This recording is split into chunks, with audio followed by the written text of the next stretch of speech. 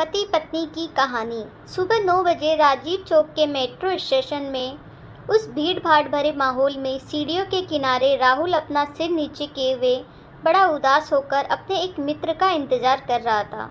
उसी समय सुनील आता है और राहुल के कंधे पे हाथ मारते हुए पूछता है, अरे यार राहुल, तूने तो हद ही कर दी। तेरी शादी को अभी 1 सप्ताह भी नहीं हुआ और तू फिर से जॉब में ऑफिस जा रहा है।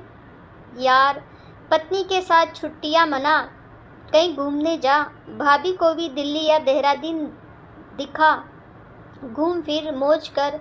सुनील बोले जा रहा था, लेकिन राहुल था कि अपना सिर उठा ही नहीं पा रहा था। यह देखकर सुनील ने गंभीर होकर पूछा, यार सब कुछ ठीक तो है ना? तू ऐसा उदास क्यों दिख रहा है? राहुल तब चुपचाप बैठा। यह देखकर सुनील ने कहा, तबीयत तो ठीक है ना? और भाभी, यार तू बोलता क्यों नहीं? घर में सब ठीक तो है ना?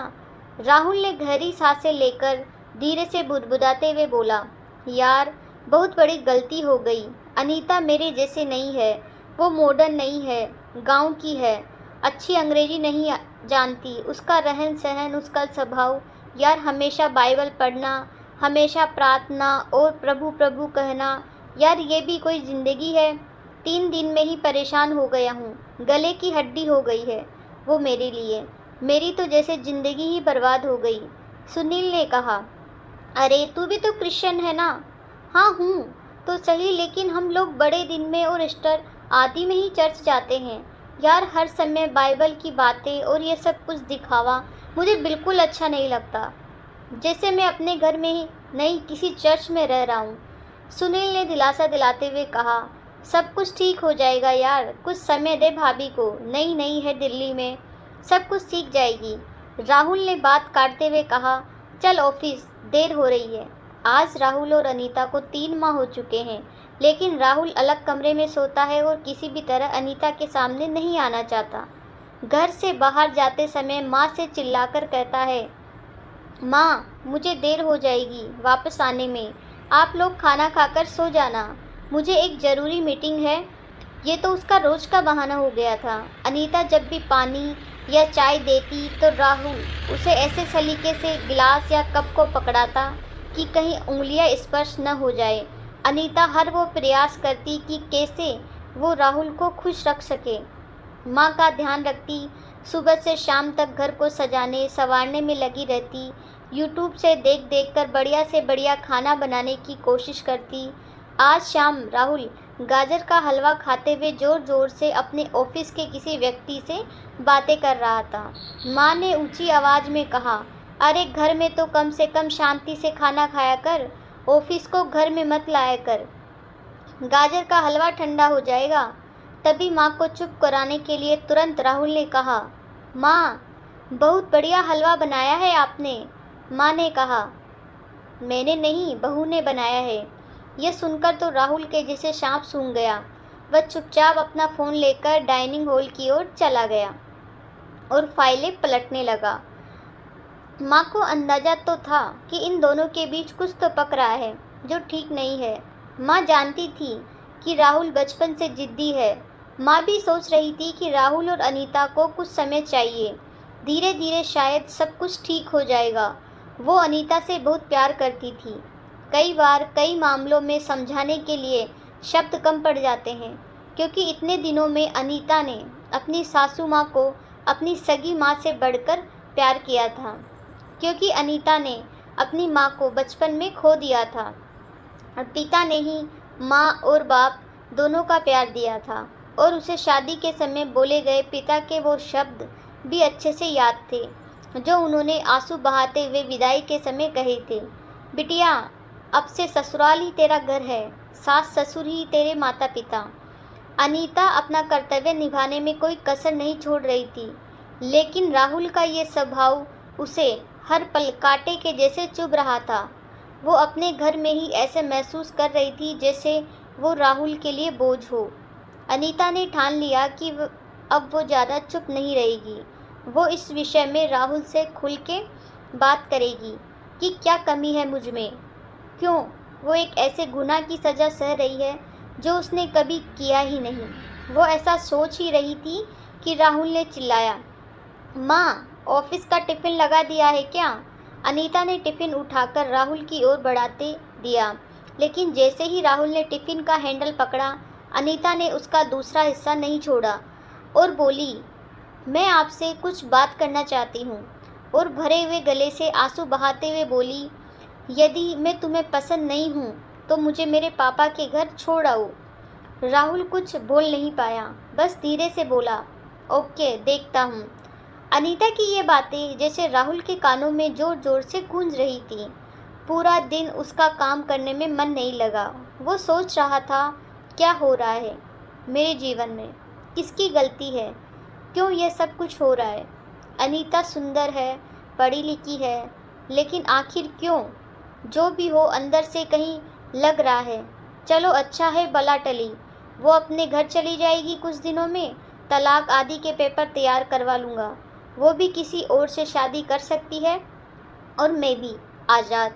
वो इस उधेड़-बुन में पूरा दिन कुछ काम न कर सका और टिफ़िन भी खाना भूल गया। वो जैसे ही घर पहुंचा तो क्या देखा, माँ बिस्तर में पड़ी हुई है। उसे बहुत तेज बुखार है। अनीता ने कहा, सुनिए, माँ को जल्दी से किसी अच्छे डॉक्टर के पास ले चलिए।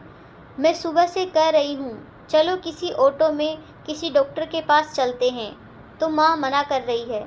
माँ कराते हुए बोली, अरे रहने दे बेटा, थोड़ा बुखार है, दवा खाकर ठीक हो जाऊंगी।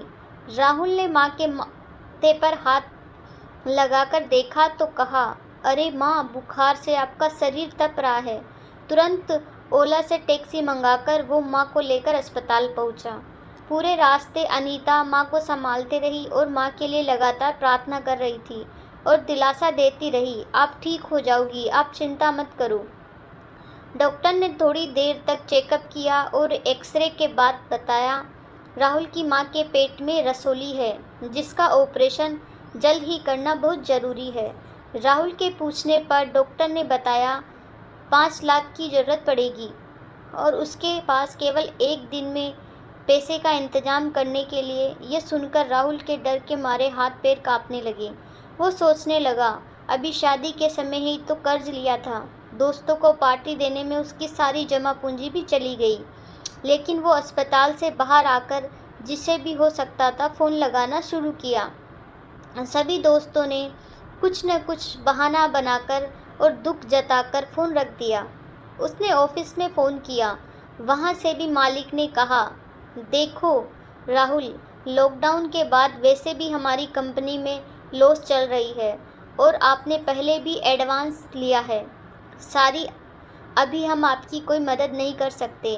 राहुल पूरे 2 दिन तक पैसों के इंतजाम में जहाँ जा सकता था वहाँ गया, लेकिन उसके हाथ निराशा ही लगी। अंत में उसे लगा, मुझे डॉक्टर से कुछ और मोहलत लेनी चाहिए, यदि हो सके तो 2-4 दिन बाद ऑपरेशन हो तो कहीं न कहीं से लोन लेकर या घर के पेपर गिरवी रखकर पैसों का इंतजाम कर लूँगा। थका हुआ और वो अस्पताल पहुँचा। सीधे डॉक्टर के केबिन में जाकर डॉक्टर के पैरों को पकड़ते हुए बोला, सर मुझे 2-3 दिन का और वक्त दीजिए, मैं आपको सारा पैसा दे दूंगा और ऑपरेशन के लिए भी पैसे भर दूंगा, आप बस मेरी माँ की जान बचा लीजिए, मैं आपका ये एहसान ज़िंदगी भर नहीं भूलूंगा। राहुल रो रहा था।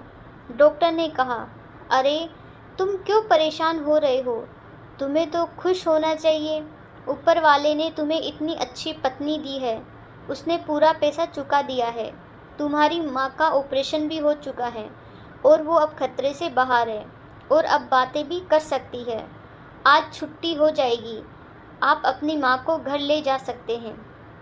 राहुल को सुनकर यकीन नहीं हुआ।